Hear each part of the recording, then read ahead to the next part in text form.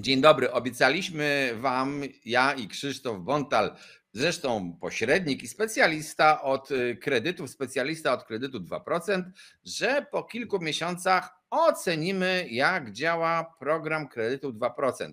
Czy on zmienił rynek, czy ludzie się na niego naprawdę rzucili. I ja powiem więcej, że w tej audycji ja poproszę Krzysztofa nie tylko o omówienie tego, co się dzieje w danych oficjalnych, ale także, żeby nam powiedział swoje odczucia o rynku. Czy telefony czy dzwonią, albo czy maile bardziej klienci piszą, czy może fala opadła. To będzie ciekawe, bo każdy, kto pracuje w zawodzie jakimś związanym z jakąś sprzedażą, to zanim nastąpią te dane oficjalne pokazane przez statystyki, to po prostu ma takie czucie rynku. Ludzie, przedsiębiorcy czują rynek i widzą, czy w danym momencie napływa do nich więcej, czy mniej klientów. Ale jeżeli interesuje Was w ogóle rynek nieruchomości, zarabianie na tym rynku, zmiany prawa, subskrybujcie nasz kanał. Piszcie nam w komentarzach sugestie tematów nowych audycji. Zachęcam również do wspierania kanału oraz do uczestnictwa w serwisie Discord na serwer, link na dole. Tak więc zapraszam do tego, bo tam też już są powoli coraz bardziej ciekawe dyskusje. Sierpień był bardzo dobrym miesiącem, tak, pod tym kątem, ale wrzesień to już w tym miesiącu już tutaj widać bardzo dużą różnicę. A to przyszedł mój czas, ja teraz chcę kupić mieszkanie i jeżeli się łapię na ten program, to z niego skorzystam. Trzeba wziąć jednak pod uwagę, że ten program ma jednak sporo ograniczeń. Im więcej będzie chciało zarezerwować w tym roku, tym mniej będzie środków dla następnej. To się samo będzie napędzało. Nazwijmy to zapobiegliwi i okazało się, że rozumieją ekonomię dosyć dobrze Polacy. Trzeba powiedzieć, zdali egzamin. Tak, może taka grupa ludzi nagle obudzić i pytanie, czy oni teraz dalej chcą wyprzedzić rynek i kupić przed zakładanymi wzrostami, czy oni liczą, że to się albo ustabilizuje, albo jeszcze może pójdzie w drugą stronę. Potem mieliśmy stagnację do 2013, do 2015, od 2013 ożywienie, od 15. Zanim jeszcze dam głos Krzysztofowi, to jedno takie wprowadzenie, tło ogólne. Tutaj widzicie zestawienie kredytów, ten dolny wykres i te zielone kropeczki to są ilość kredytów mieszkaniowych udzielanych, tych zwykłych, tych bez uwzględnienia kredytu 2%. Jak widzicie, do czerwca oczywiście te kropeczki się pokrywają z ilością kredytów, bo bezpiecznego kredytu 2% nie było, ale już w lipcu zobaczyliśmy niewielki wpływ bezpiecznego kredytu 2%, to jest to, co powyżej zielonej kropeczki, i w sierpniu tego roku znacznie większy wpływ, a ilość kredytów tych zwykłych spada. Ona osiągnęła szczyt przed lipcem, dlatego że ludzie, no cóż, nie ma co ukrywać, szli po te kredyty, bo bali się, że ceny wzrosną, kiedy wejdzie program. Krzysztof, opowiedz nam, co w tej chwili w zasadzie dzieje się w kredytach, no i może na początku też podaj jakieś dane statystyczne, ile tych kredytów udzielono, ile wniosków, jak to wygląda, a potem porozmawiamy o tym, co ty czujesz jako biznesmen. Najpierw te dane statystyczne. Dzień dobry Państwu, cześć Tomku.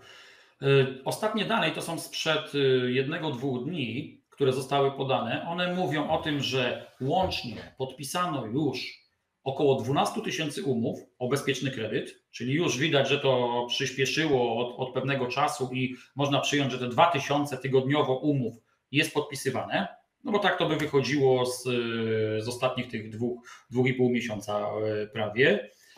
Natomiast była informacja, że jest złożonych 47 000 wniosków obecnie i teraz, że złożono 47 000 wniosków i do końca też nie jest to podane, czy my wliczamy w ogóle te 12 000 umów, że to już są zrealizowana jakaś część tych wniosków, tych 407, czy my to powinniśmy dodać, czy w obróbce jest 47 000 wniosków. Tak? Tutaj od razu uwaga standardowa moja, że to nie są pojedyncze sprawy, to nie są, jakby to być, pojedyncze PESEL-e klientów, tylko to są wnioski też dublowane, czyli jeżeli są składane do jednego banku jest ok, ale jak do 2, 3, to tam już jest liczone jako 2, 3, więc ta liczba też nie jest doskonała, to jest po prostu wzięta od banków.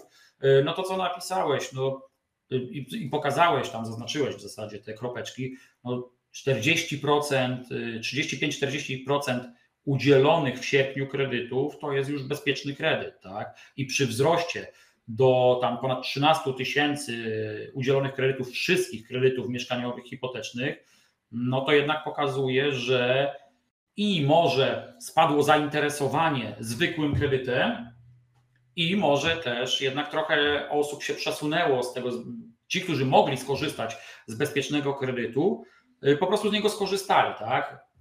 Nie wiem, gdyby może go nie było, to może wzięliby zwykły kredyt, teraz skorzystali z tej sytuacji. Ale tu ewidentnie widać, że ten udział jest coraz większy, tak?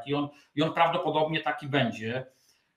Wzrost chyba kredytów też jeszcze możemy obserwować w następnym miesiącu wypłaconych, ze względu na to, że no cały czas musimy pamiętać, że ten wybuch podpisywanych aktów notarialnych też był na koniec sierpnia, tak? Czyli w sierpniu dużo osób mogło się wstrzymywać z zakończeniem procesu kredytowego, czyli albo z samą wypłatą, albo wręcz z podpisaniem nawet umowy kredytowej i wypłatą kredytu. Rozumiem, że masz na myśli wpływ obniżenia, czy też likwidacji nawet w ogóle podatku od czynności cywilnoprawnych, który był tak, na ostatnim dokładnie, to również nie powiedziałem tego. Ale widzimy, że jednak te kredyty zwykłe obniżyły się zdecydowanie, a przecież w zasadzie dla tych takich, no nazwijmy je w cudzysłowie oczywiście, zwykłych kredytobiorców, tych, którzy nie korzystają z tego tańszego programu, no sądząc po tym, co się dzieje, to chyba warunki w lipcu, w sierpniu troszeczkę się poprawiały.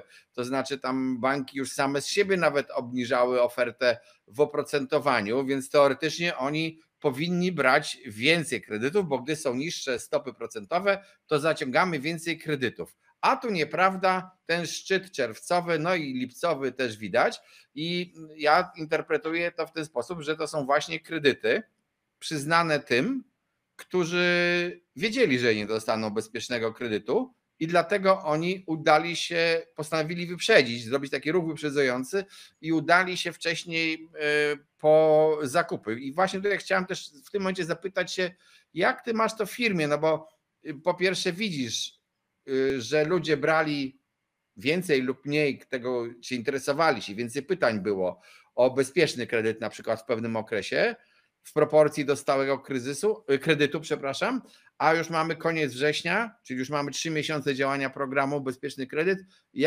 Czy zmienia się jakaś ta proporcja zainteresowania i pytających o bezpieczny i o ten zwykły kredyt mieszkaniowy, czy nadal jest to chyba szturm na ten kredyt bezpieczny? Jak to jest u ciebie? Znaczy to ja powiem trochę historycznie. To się zaczęło, duże zainteresowanie w społeczeństwie zaczęło się już w pierwszym kwartale tego roku, kiedy te wszystkie informacje zaczęły napływać, kiedy w internecie pojawiały się pierwsze jakieś, nie wiem, procedury, założenia tego programu i to rosło. I taki, jakby to powiedzieć, wybuch zainteresowania samym programem to był czerwiec, lipiec, tak? Czyli właśnie bardzo dużo osób chciało być przygotowanym super na złożenie tego wniosku, kiedy już w lipcu ten program ruszy. I tutaj ewidentnie to było widać, tak? Lipiec, czerwiec to były dla tutaj branży pośrednictwa finansowego najlepsze miesiące właśnie jeśli chodzi o napływ nowych klientów, o te nowe relacje tak z klientami, bo to był ten moment, kiedy klienci już zadecydowali, że tak, chcemy ten kredyt, już wiemy, że się na niego łapiemy, bo już te rzeczy tam posprawdzaliśmy, bo już ustawa wtedy była w pełnym, już wszystko było wiadome, więc wtedy było najlepiej. Sierpień był bardzo dobrym miesiącem, tak, pod tym kątem, ale wrzesień to już w tym miesiącu już tutaj widać bardzo dużą różnicę zainteresowania. Mnie to absolutnie nie dziwi, bo jednak no, lipiec, sierpień to była ta kumulacja nie tylko tych, co chcieli w ogóle na ten kredyt, ale też tych, którzy się wstrzymywali. Teraz ci przerwę na chwilę, bo doprecyzuj. Różnicę we wrześniu widać na plus czy na minus, bo zostawiłeś nas z zagadką. No dobrze. Tak, oczywiście, jeśli chodzi o zainteresowanie, napływ nowych klientów, tak, nowych chętnych, to na minus. Absolutnie na minus. Ogólnie widać dużo mniejsze zainteresowanie kredytowe, ale w całej puli tych kredytów hipotecznych i mieszkaniowych, no to spadek zainteresowania kredytem, bezpieczny kredyt 2% jest duży tak naprawdę. Ja myślę, że to mówię za siebie, ale to proporcjonalnie to z 50% w stosunku do poprzednich miesięcy, co mnie w ogóle też nie dziwi, tak? Bo to trzeba brać pod uwagę, że na pierwszy ogień wszyscy poszli ci, którzy się długo przygotowywali i którzy się długo z tym zakupem mieszkania wstrzymywali i to widzieliśmy. Teraz już będzie to szło bardziej na bieżąco, czyli następne osoby podejmują decyzję tak chronologicznie, że to przyszedł mój czas, ja teraz chcę kupić mieszkanie i jeżeli się łapię na ten program, to z niego skorzystam. Trzeba wziąć jednak pod uwagę, że ten program ma jednak sporo ograniczeń i tutaj tego nie można pominąć. Jest bardzo duża grupa i tutaj przecież w czerwcu ty to wiele razy powtarzasz, że to jest ta grupa, która w maju, czerwcu poszła kupować mieszkania, czyli przed tym bezpiecznym kredytem, bo już wiedziała ta grupa, że się na ten bezpieczny kredyt nie załapie, no to ta grupa, ja mówię, naprawdę, ona jest bardzo duża. My musimy wziąć pod uwagę, że ten program jest skierowany do młodych, aczkolwiek ci, którzy dzisiaj są odbiorcami tego kredytu, tego produktu, oni już często mają swoje mieszkanie. To już jest pokolenie, które dziedziczy, gdzie poprzednie pokolenie już się, ich rodziców się dorabiało, tak, budowało majątki i duża część tych ludzi w wieku 25-30 lat już ma swoje mieszkania, bo dostali od dziadka, od rodzica, bo szli na studia, to rodzic kupił to mieszkanie tak, żeby nie wynajmować, tylko żeby już się trochę spłacało. I proszę mi wierzyć, jest bardzo duża na przykład grupa osób, które mają jakieś ułamkowe udziały, większe niż 50% w nieruchomościach. I to też ich eliminuje, mimo że oni tam w ogóle nie mieszkają, tak? Ale z programu nie mogą skorzystać. Więc ja uważam, że to jest całkiem naturalne. A ta różnica, o której powiedziałem, że jest duży spadek zainteresowania, no to wynika z tego, że to największe zainteresowanie było skumulowane w 2 miesiącach. Wszyscy na to czekali i po prostu było czas start, ruszamy. Tak? Gdybyśmy my sobie ten program rozłożyli, nie wiem, jakoś tak bardziej lajtowo na jakieś ilość, wiele miesięcy, to my też nie widzielibyśmy jakichś wielkich wzrostów, wielkich spadków. Byłoby to naturalne. No ale ja jako osoba, która jest blisko tego obrotu nieruchomościami, a nie pośrednictwa w kredytach, tak, to ja to widzę trochę też wcześniej.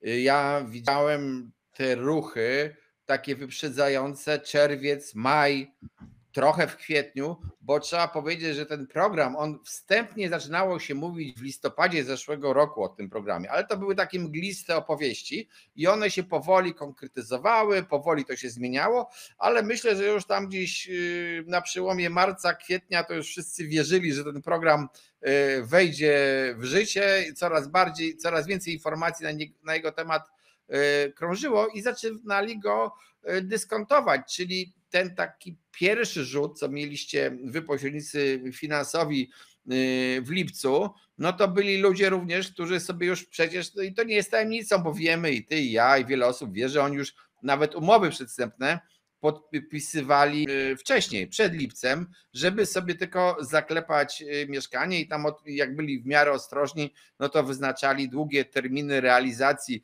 tych umów, bo nikt nie wiedział przecież jak prędko będzie w ogóle ten kredyt wchodził. I teraz jest pytanie, czy nadal są zatory? Zatory nadal są, tak? Bo nie można wszystkich wrzucić do jednego worka, bo już widać pewne różnice pomiędzy bankami. Jeszcze jakiś czas temu przyjmowaliśmy, że u wszystkich jest bardzo długo, że tutaj nie ma żadnej różnicy i te 2 miesiące to średnio trzeba odczekać, żeby ten kredyt dostać. Co też nie znaczy, że w 2 miesiące ten kredyt zostanie załatwiony, bo wnioski, które były składane gdzieś w pierwszej połowie lipca, no to jeszcze niektóre nie zostały rozpatrzone. To jest bardzo długo, tak? Co ciekawe, banki się dostosowywały na bieżąco do realiów, czyli też wiesz, że one były trochę opóźnione z wprowadzaniem swoich systemów, tych rozwiązań technicznych, ale zmieniały to. I co ciekawe, dzisiaj w niektórych bankach dużo szybciej są rozpatrywane wnioski, które były złożone później. Czyli już w momencie, kiedy te nowe systemy działały, które usprawniły tą robotę, a nie było to wszystko robione ręcznie. I teraz tak na tle, i to jest tak naprawdę ostatni tydzień, który ja to zauważam i już z Polski też schodzą informacje, że PKO BP zaczyna robić to jednak szybciej. Tak? I tutaj widać rzeczy, które oni wprowadzili, bo ja doskonale wiem, że już od długiego czasu w oddziałach, w centrach hipotecznych były po prostu przesuwania ludzi do pracy związanej bezpośrednio z tym bezpiecznym kredytem. I tutaj żeby nie było. Tutaj mówię także o menedżmencie, o dyrektorach, kierownikach, którzy nagle dostali analizy wniosków, czyli lub pomoc w tej analizie. I nie wiem, czy to jest tylko to, ale też wprowadzenie tego właśnie, akurat oni tu zrobili tego usprawnienia systemowego. No dziś zdarza się, ja mam decyzje dla swoich własnych klientów w 30 dni od złożenia. To jest w ogóle super, idealny wręcz termin na tle tego, na co ludzie czekają, ale wiesz dobrze, że ja prowadzę tą grupę na Facebooku o tym bezpiecznym kredycie i tam cały czas są pytania ludzi, czy są osoby inne, które złożyły jeszcze w drugim tygodniu lipca i cały czas czekają. Czyli niektórzy nadal mają problemy i niekoniecznie było dobrze być tym pierwszym, rozumiem, bo... No tak wychodzi, tak, bo tu na tych pierwszych wszyscy się uczyli, to banki się uczyły, klienci się uczyli tej praktyki. My jako pośrednicy się uczyliśmy, no niestety tak to było na tym żywym organizmie, tak, i dopiero z tej jakby masy złożonych wniosków były wyciągane pierwsze wnioski, że co trzeba zmienić i co trzeba usprawnić. I mam nadzieję, że to już widać, aczkolwiek no w większości tych pozostałych banków, czyli w dwóch tych największych, to jeszcze musimy chyba poczekać na to, żeby ten proces się skrócił. Ale czy dobrze w takim razie rozumiem z tego, co powiedziałeś do tej pory, że to dopiero gdzieś w październiku będzie się tak trochę normalizować? Taki mam wniosek z tego wysnuć? Nie wiem, czy to będzie październik, liczę na to, że będzie październik, ale to będzie się rozładowywać, bo ja zakładam, że przyrost udzielanych decyzji, podpisywanych umów i wypłat będzie chyba większy, no tak zakładam, niż to, co my teraz będziemy obserwowali, czyli napływ nowych wniosków. I mówię o wszystkich wnioskach, i tych właśnie zwykłych, tak, standardowych kredytów i bezpieczny kredyt, więc będzie się to rozładowywać i my to zobaczymy za chwilę. Tutaj cały czas jeszcze te korki to jest efekt właśnie tej kumulacji tych 2 miesięcy. Ludzi, którzy tak jak powiedziałeś, którzy się przygotowywali, no niektórzy pół roku, bo pierwszy kwartał to było zbieranie informacji, a drugi kwartał to już były czynne zajęcia, szukanie nieruchomości, podpisywanie umów i całej reszty, tak. Ja w ogóle mam taką uwagę, chyba że mamy do czynienia z szumem informacyjnym, zwłaszcza w dziedzinie tych wniosków, no bo tu i banki podają, Związek Banków Polskich swoje dane, trochę inne niż to, co podaje ministerstwo. Ministerstwo w pewnym momencie mówi, że zaczęło korygować te wnioski, o jakieś odrzucone, czyścić, ale tak naprawdę nikt nie podał metody liczenia tych wniosków i właśnie chyba nie ma takiej metody liczenia wniosków. To, co wiemy na pewno, taka w miarę sprawdzona informacja, to jest raczej informacja podawana przez BIK, bo to jest taka zbiorcza informacja o ilości udzielonych kredytów. To jest konkret. Te umowy zostały rozpoznane, no i mamy taki stosunek w tej chwili, że to jest tam 12 000 tych udzielonych kredytów do, no właśnie, nie wiem, 47, 50, 43 tysięcy wniosków, różne liczby krążą w obiegu. Czy to faktycznie, i tam się oskarżę nawet takich jak ty, czyli pośredników, że jesteście złośliwi i chociaż zgodnie ze swoją sztuką składacie wnioski do kilku banków. Jak to tak naprawdę wygląda? No ja pominę te zastrzeżenia, to twoje ostatnie 2 zdania, tak, bo wiemy, że tak jest. Aczkolwiek nie, to ja od początku powtarzałem, że my długo nie zobaczymy prawdziwych informacji, znaczy prawdziwych. Nie chcę powiedzieć, że ktoś podaje nieprawdziwe, tylko że rzetelnych, żebym ja powiedział, że tu ktoś powiedział, policzyłem ilość numerów PESEL, tak, policzyłem coś innego. Nie, jedyne co, to możemy bazować na tym, co powiedziałeś. Ilość zapytań w BIK-u, chociaż to też nie jest do końca jakieś miarodajne, bo to mogą być różne zapytania i mogą być też tylko zapytania bez złożonego wniosku nawet, to tak też może się odbywać. Natomiast ilość wypłaconych kredytów, czyli już uruchomionych kredytów, umów czynnych, to co teraz mamy, czyli te na przykład 13 000, fajną informacją jest jeszcze to, co może podać Związek Banków Polskich, czyli właśnie ilość umów bezpiecznego kredytu. To tutaj tą daną też bym przyjmował za prawdziwą, tak, bo umowa jest jedna, nie może być dublowana. Ona była podpisana jedna w odróżnieniu do tego, co mamy z wniosków. Szum informacyjny jest ogromny. Im większe te liczby będą podawane, tym będzie więcej materiałów i reklamowych, i jakichś artykułów mówiących o tym, że te limity się już wyczerpały, bo już mamy takie interpretacje, tak? No właśnie, chciałem cię o to zapytać, o taki artykuł, sensacyjnej informacji, limit się wyczerpał, co jest tak trochę chyba przekłamane. Ja uważam, że to jest przesadzone lekko, aczkolwiek właśnie ze względu na brak tych rzetelnych danych, ja nie mogę powiedzieć, że na 100% tak nie jest, ale uważam, że tutaj została wzięta pod uwagę ta liczba podawana wcześniej nawet przez ministerstwo, czyli złożonych wniosków, czyli banki podały, do mnie wpłynęło 20 000, do mnie 10, do mnie 10, to zostało zsumowane i wyszło 47 000. To sprzątnięcie tej liczby, o której uprzątnięcie takich jakichś odrzuceń, negatów, wycofań, tak, decyzji negatywnych, wycofań, podpisanych umów, to nadal nie jest, przynajmniej z informacji, które były wtedy podane, nie jest usunięcie zdublowanych wniosków. Bank PKO BP podał, tutaj chyba pani wiceprezes, jeśli dobrze pamiętam, że do nich w 2,5 miesiąca wpłynęło 22 000 wniosków. No to wiemy, tak?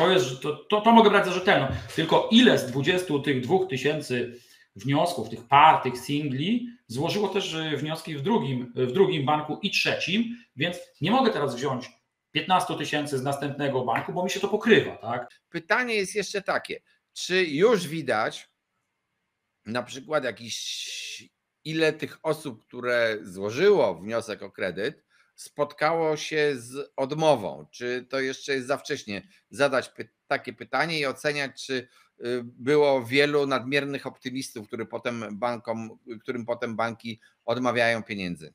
Znaczy tak dużo jeszcze tego nie widać, tak? A na pewno nie znowu, żeby podać konkretną liczbę i żeby na tle tych 12 000 umów, żeby ona była wymierna. Absolutnie nie. Tym bardziej, że też bierzmy pod uwagę, bo samych odmów może być sporo i tutaj ilość może być duża, ale znowu pamiętajmy, były dublowania, czyli to, że ja dostałem w banku X odmowę, nie znaczy, że ja nie dostałem tego kredytu. I pytanie, że skąd dane biorą ci, którzy w rynek puszczają te informacje na przykład o odmowach, bo ja słyszałem też, już gdzieś czytałem nawet, że odmów jest 10%. Ja uważam, że 10% to jest dużo jednak odmów, ale teraz znowu odmów dla pojedynczego Jana Kowalskiego, tak?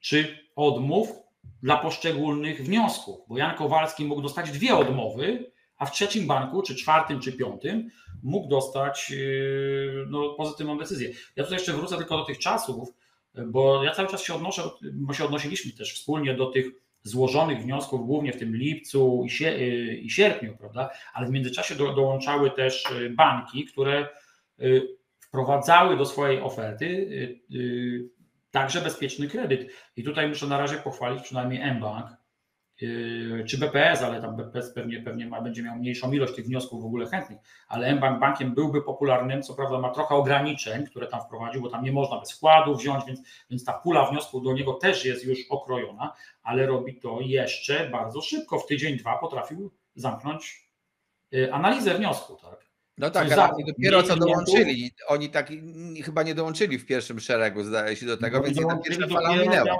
W ostatnim miesiącu, niedawno, to chyba 2 tygodnie temu dołączyli, więc to już jest jedna rzecz, że ten szturm na banki ich ominął, prawda, bo to już było dużo wcześniej. 2, wprowadzili więcej restrykcji, to nie jest jakby oferta dla każdego. To jest dobra oferta dla kogoś, kto ma 20% wkładu własnego, a to już jest bardzo ograniczona pula. I ona jest dobra dla kogoś, kto jest klientem tego banku. Jeżeli już się nie jest tego klientem, oferta jest trochę gorsza i na tle tych pozostałych już nie wygląda dobrze. Natomiast ja akurat z punktu widzenia swojej pracy cieszę się, że jest taki bank, w którym można coś zrobić szybko. Bo jeżeli ktoś ma nóż na gardle, to nawet niech ta oferta będzie trochę słabsza niż on sobie wybrał, to on tą transakcję może uratować dzięki temu. Więc powiem szczerze, że z jednej strony chciałbym, żeby mBank udzielał bardzo dużo kredytów, żebyśmy mieli 4., 5., 6., 7. bank w kolejce, ale mówię, cieszę się, że jest bank, który wygrywa czasem. Mamy też właśnie wyraźny, co wspomniałeś, bo to trzeba wyraźnie powiedzieć, że efekt tej pierwszej fali, o którym już rozmawialiśmy, że tak będzie, i tak się stało. Teraz masz trochę mniejsze zainteresowanie tymi kredytami, no i w takim razie co? Mamy się bać? Mamy pędzić po te mieszkania? Czy ci, którzy mogą, czy mogą poczekać jeszcze troszeczkę? Teraz mamy wysyp, nie wiem, stawiania diagnozy na podstawie nie do końca sprawdzonych symptomów. Mniej więcej to tak wygląda, tak? Dokładnie tak mi się wydaje. Dlatego ja w to jestem sceptyczny, ale nie mogę powiedzieć, że tak nie jest. Absolutnie, bo też nie mam dostępu do takich danych. Natomiast ja myślę, że te pieniądze jeszcze się nie wyczerpały, bo to jeszcze chyba nie jest aż tyle tego, tak? Ta ilość wniosków to jest ilość wniosków. To tak samo jak mogę teraz się jeszcze w ogóle odnieść, żeby pokazać jeszcze większą skalę, do ilości zapytań o kredyty w BIK-u, tak? W lipcu i sierpniu. No jak sumujemy, mamy 80 000. Chyba 38 000 było zapytań w lipcu, 43 chyba w sierpniu, tam zaokrąglam, no to mam 80 000, no to jakbym, mogę się odnieść do tego, no to nawet jak o połowę zmniejszę, prawda, to już nagle się okazuje, że szacuje się, że tych kredytów, ten limit tam 940 chyba 1 milionów, że on wystarczy na jakieś 50 000 kredytów. No to jak ja bym teraz założył, że o 40 już poszło, albo 47, jak tutaj w tym wspomnianym artykule, no to faktycznie mamy końcówkę. Ja uważam, że jeszcze tej końcówki nie mamy. Spokojnie, do końca roku można składać te wnioski. Tutaj jest zgodnie z ustawą, ale trochę wolna amerykanka, bo nie ma limitów, czyli czyj wniosek zostanie złożony, a właściwie zarejestrowany w systemie bankowym, tak uważam, i sumarycznie, później nawet w kolejnym roku dostanie dopiero decyzję pozytywną, będzie mógł podpisać umowę, to ten wniosek dostanie dopłatę. I teraz pytanie, czy w styczniu będziemy mieli jeszcze środki, tak? Bo to też sam przed chwilą powiedziałeś, do 7 stycznia banki mają obowiązek zaraportować, ile tych kredytów z dopłatami udzieliły w 2023 roku. Więc tak naprawdę my dopiero pod koniec, przy dobrych wiatrach, pod koniec pierwszego tygodnia 2024 dowiemy się, ile tego naprawdę zostało udzielone. Jeżeli ten limit już udzielonych kredytów będzie wynosił albo 90% puli przeznaczonej na rok 2024, albo 75% puli przeznaczonej na 2025, to BGK, Bank Gospodarstwa Krajowego, wyda komunikat: kończymy przyjmowanie wniosków na 2024. Realnie to się może odbyć w drugim tygodniu, nie wiem, w pierwszym, w drugim tygodniu stycznia już, tak? Jeżeli by ten limit był przekroczony.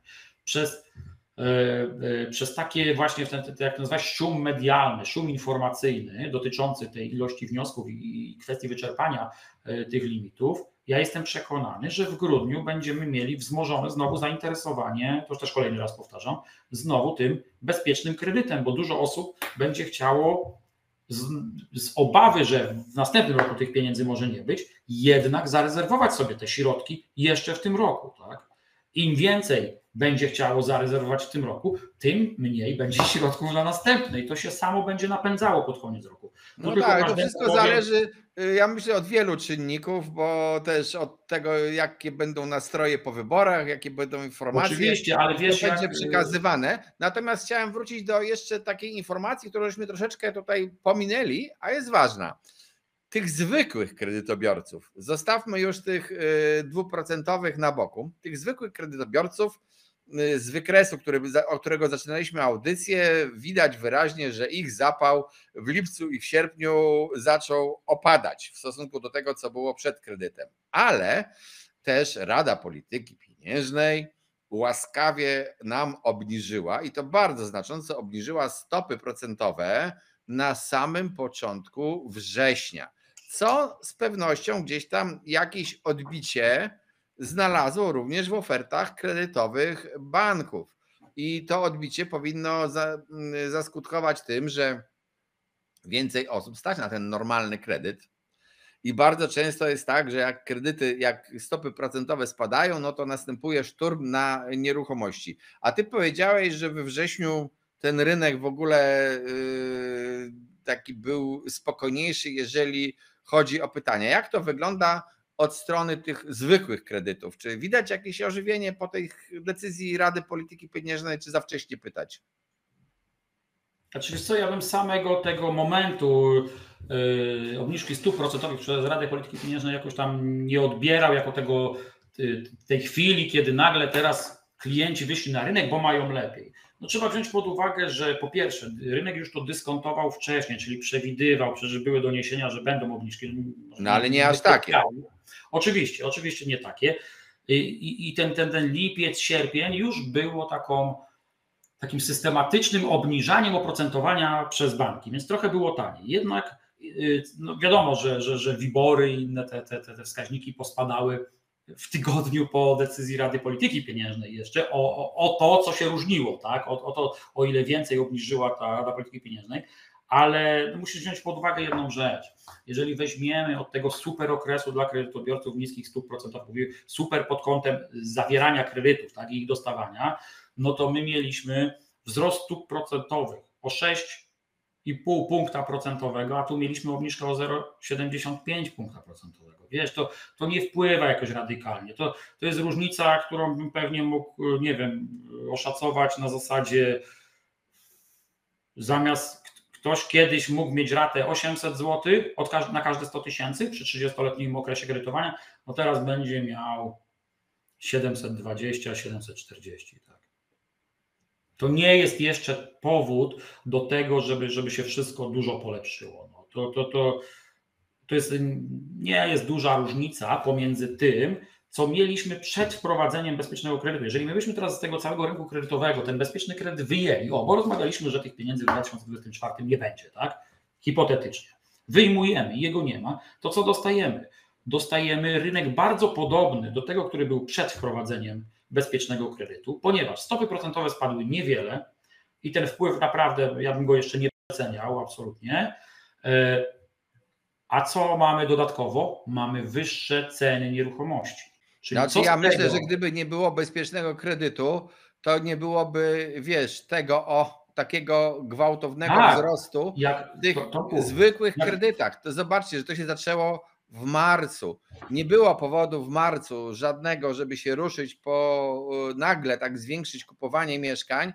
Oprócz tego, nagle w stosunku do na przykład lutego, oprócz tego, że już w marcu czy też w lutym już ludzie zaczynali uważać, że ten kredyt wejdzie.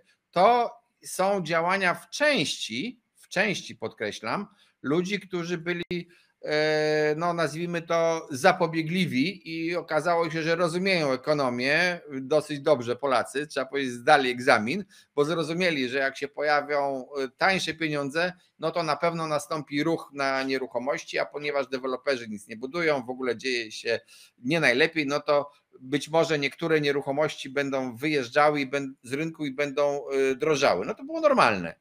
I tego byłby może ten wzrost, bo może w ogóle się odbija troszeczkę gospodarka, to już zostawmy to, chociaż są różne na ten temat dane i powiedzmy tam niekoniecznie i PMI i wskaźniki takie optymizmu nie wskazują na właśnie optymizm gospodarczy, raczej nastroje są coraz gorsze, ale to odbicie było wcześniej. Teraz widzieliśmy te zielone kropki, pamiętacie, zwykłe kredyty w dół i do tego poziomu, który był tam kiedyś 25 000 kredytów miesięcznie, to chyba nam bardzo, bardzo jeszcze daleko.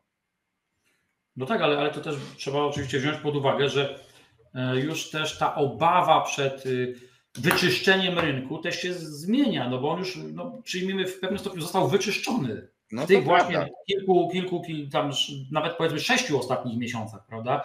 I to, jak ja mówię, że zainteresowanie bezpiecznym kredytem jest mniejsze, bo jest mniejsze.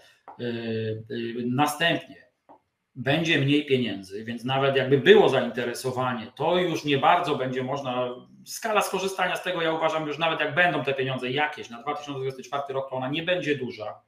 Tam żadnych dosypywań uważam nie będzie, może przesunięć, tak naprawdę nawet nie ma z czego przesunąć, bo jakby ktoś przeanalizował ustawę i zobaczył, ile pieniędzy jest na 2025 rok w teorii, to na nowe kredyty, to by się bardzo zdziwił, tak? Bo to tam może być kwota rzędu 300-400 milionów. No wiesz, ale są ludzie, którzy obiecują kredyt na 0%, więc to kto wie. Tak, ale jest to raz, że to jest obietnica wyborcza, dwa, że po samych wyborach, to wierz mi, że ja wierzę, że ten temat to nie będzie w ogóle ważnym tematem. On nie będzie w pierwszej 20 ważnych tematów tych, co wygrają wybory. Ktokolwiek by to wygrał. Także tam następne miesiące to tym programem czy jego zmianą nikt się nie będzie zajmował.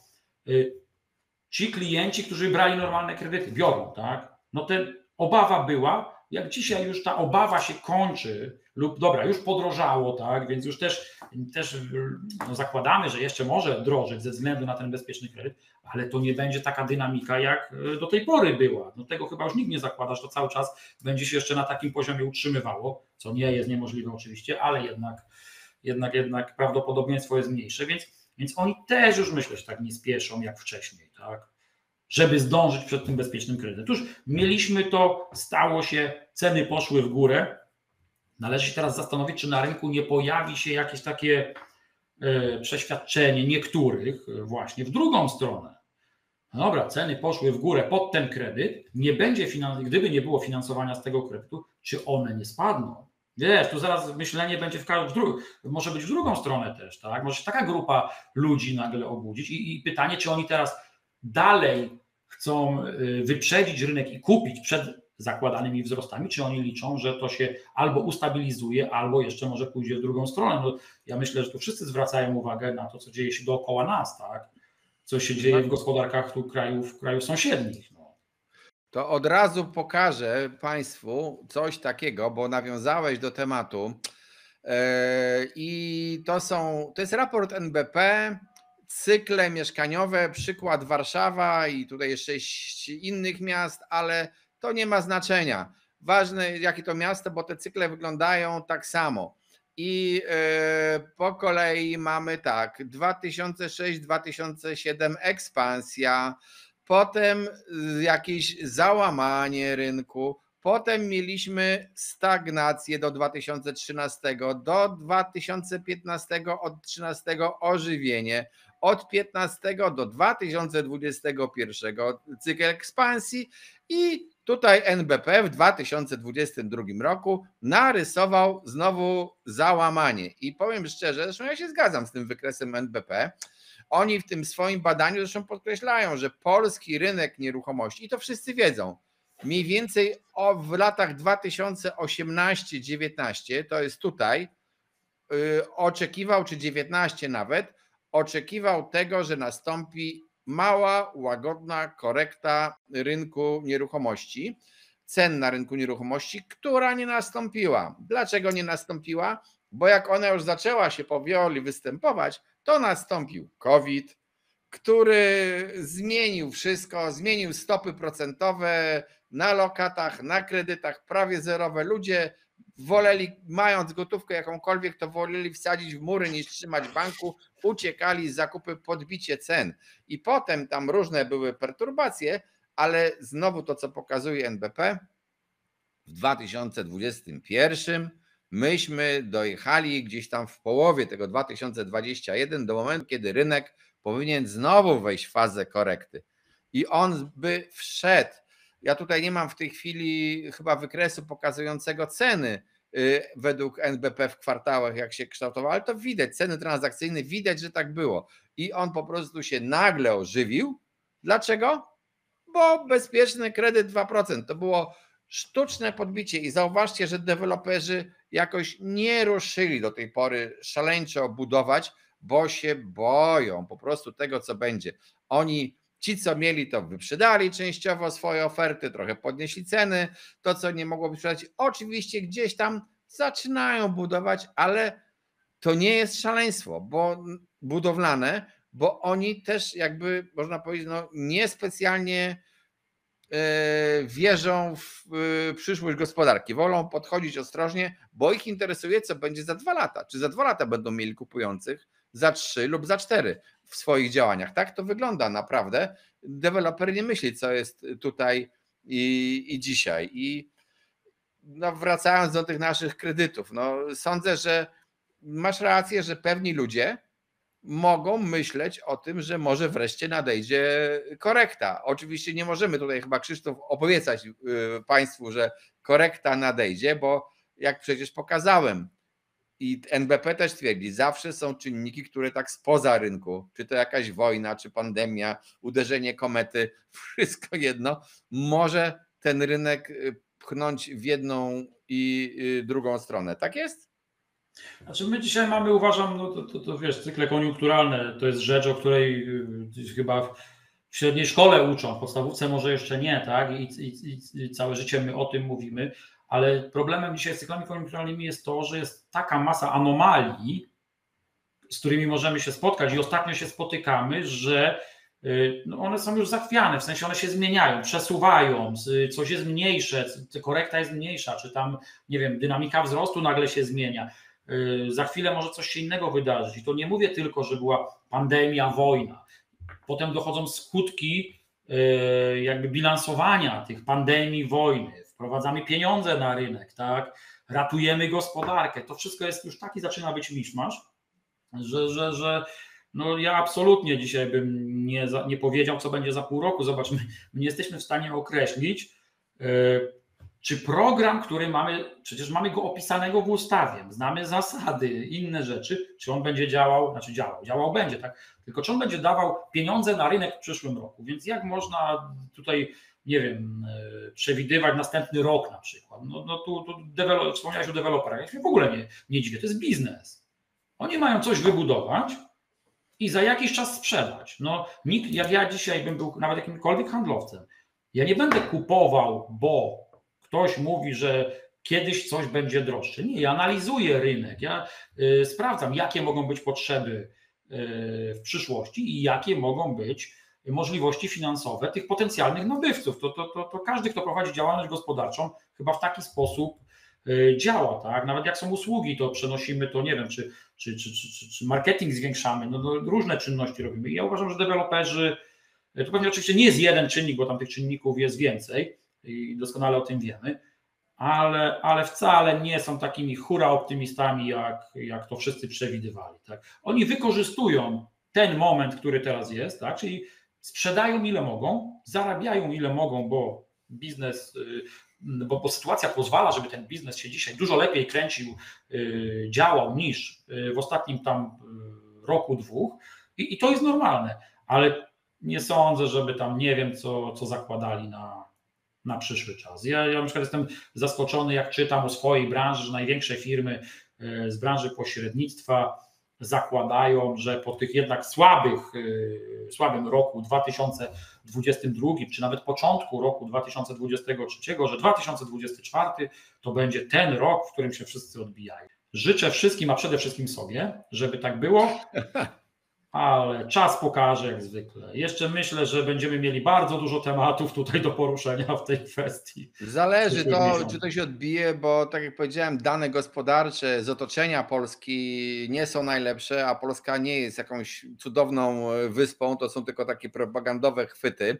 Dodam takie opowieści o tym, że jesteśmy cudowną wyspą. My się rozwijamy, jeżeli nasi partnerzy główni handlowi, na przykład Niemcy, będą mieli problemy, to my też, to się one w jakiś sposób na nas przełożą i tak to będzie, a nasz rynek, czy gospodarka w ogóle z Europą jest mocno powiązana. Dodam też na zakończenie, że z tych wiadomości, które docierają do nas, to wynika, że po pierwsze ten bezpieczny kredyt jest częściej brany na mieszkania z rynku wtórnego niż z rynku pierwotnego. Te różnice nie są wielkie, ale są.